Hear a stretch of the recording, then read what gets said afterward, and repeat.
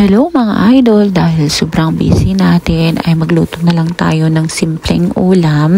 So ito yung pork pata with white beans. So ito mga idol ay na-blanch ko na yung pata ng baboy at saka isinama ko na yung white beans at saka itong pampalasa na luya, sibuyas, bawang at saka kamatis at naglagay ako ng tubig.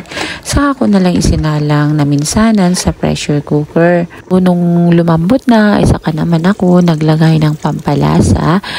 At ito pala yung mga gulay na ilalagay natin. Maglagay ako ng ampalaya para sa sarili ko.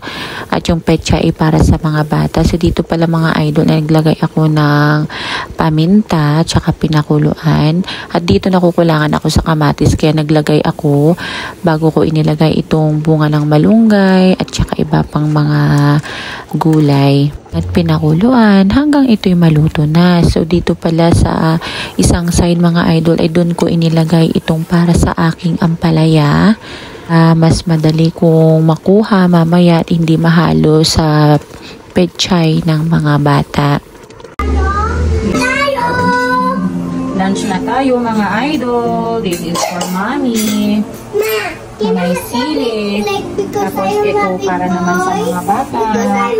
Yum, yum, yum.